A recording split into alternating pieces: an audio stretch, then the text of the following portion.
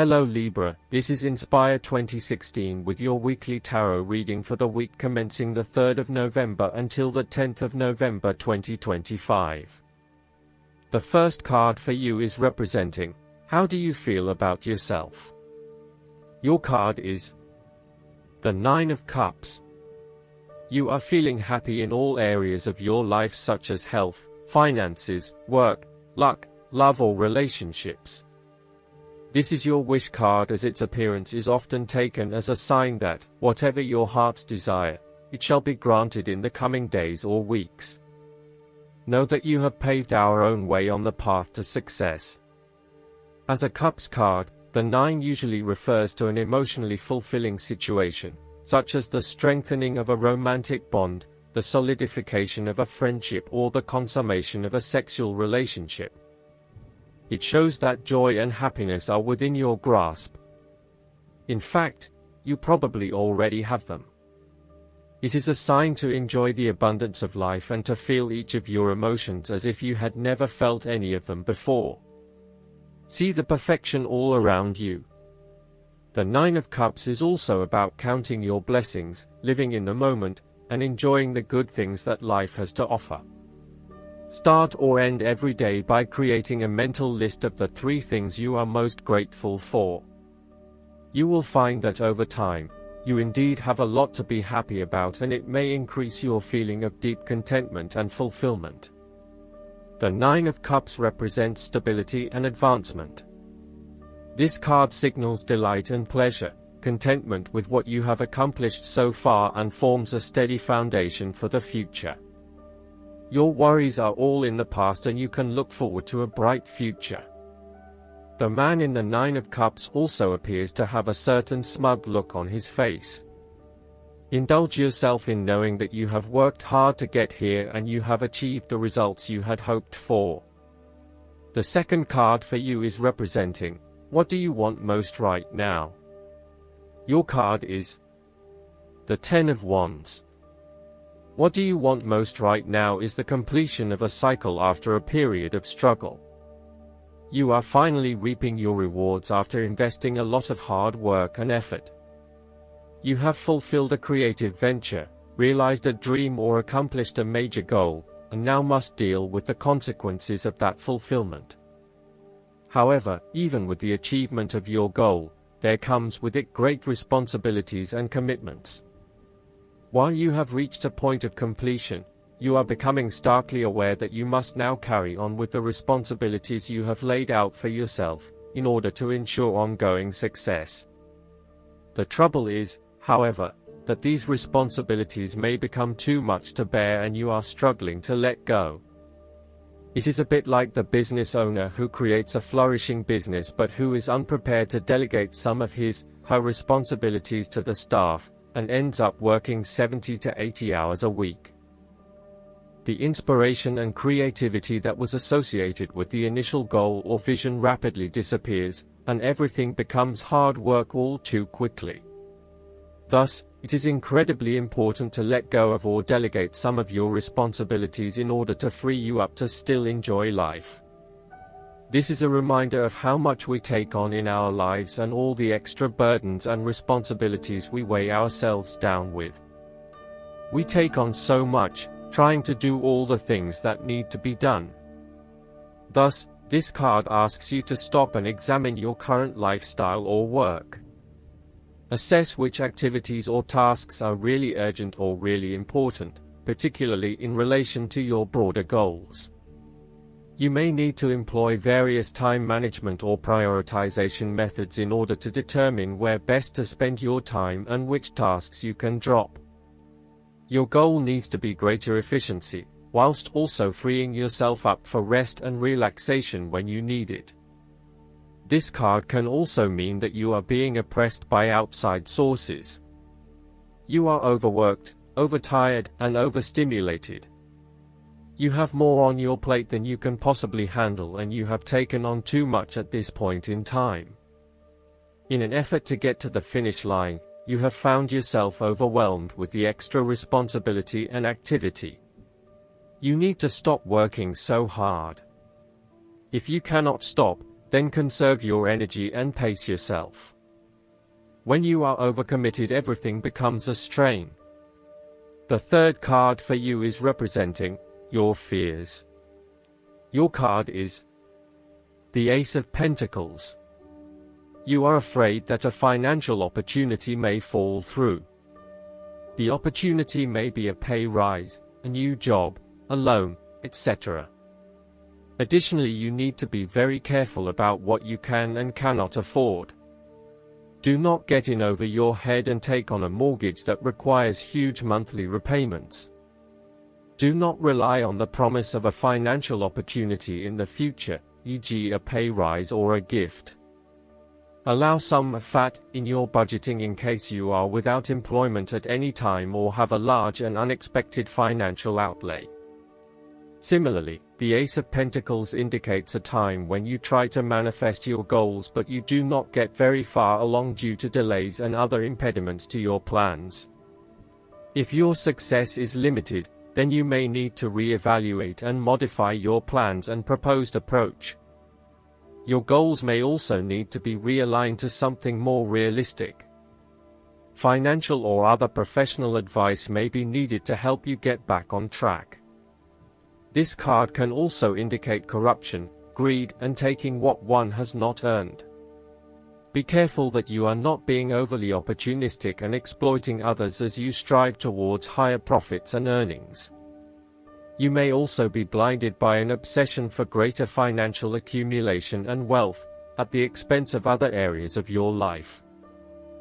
If you are considering starting a new business or taking up a new job offer, there is a significant risk to success due to lack of planning and foresight.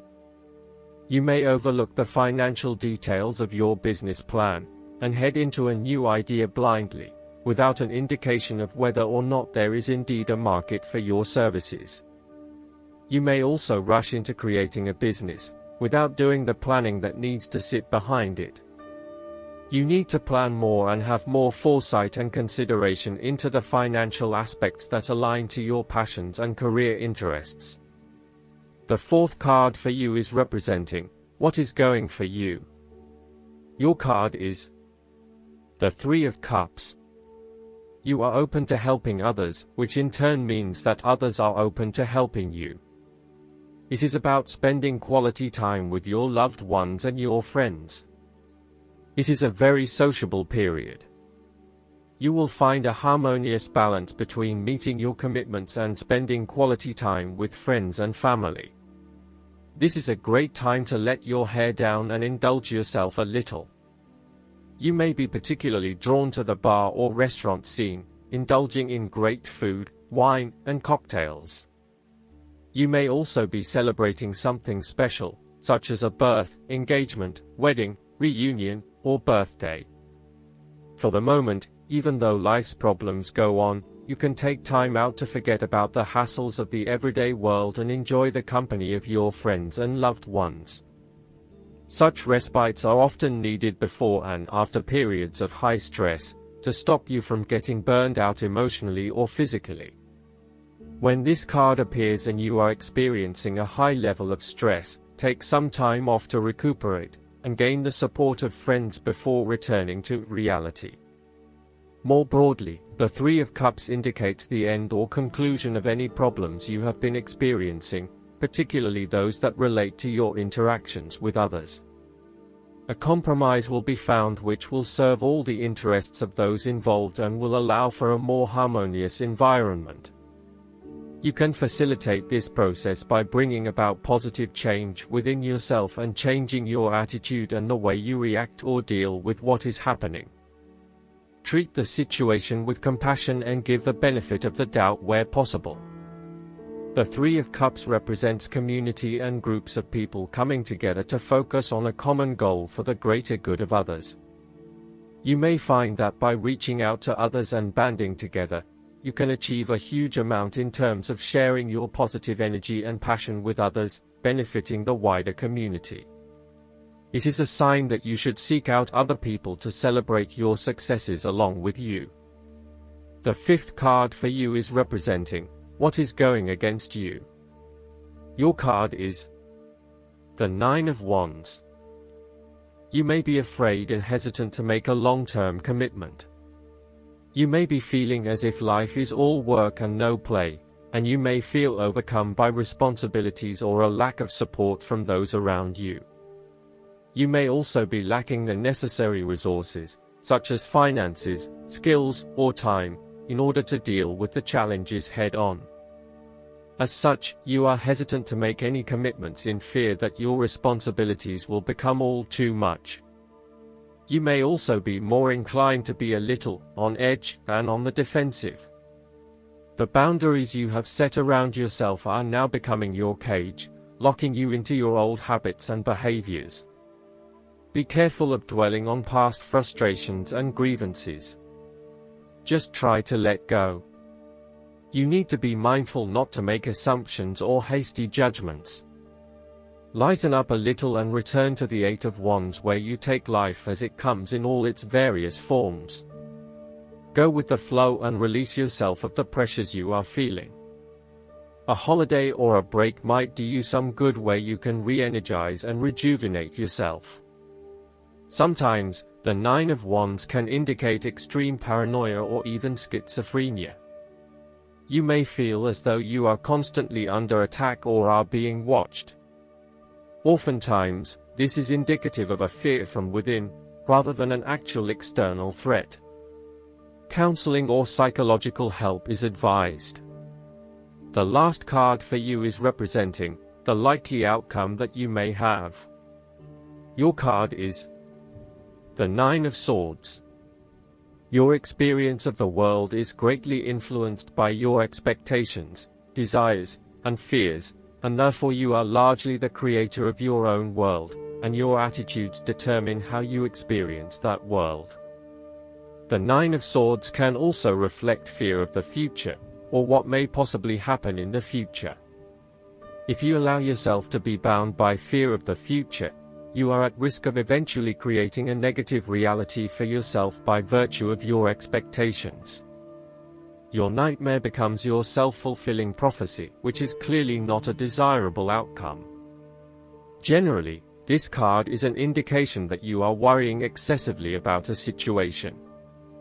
You are literally being kept up at night because you are so anxious about a particular issue.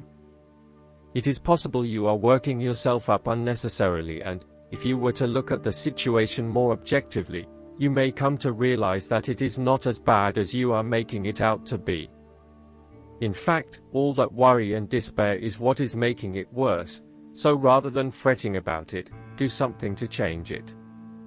Although most people experience fear, frustration and uncertainty at some point in their lives, you should not allow those negative emotions to immobilize you or keep you from pursuing your goals with enthusiasm and hope.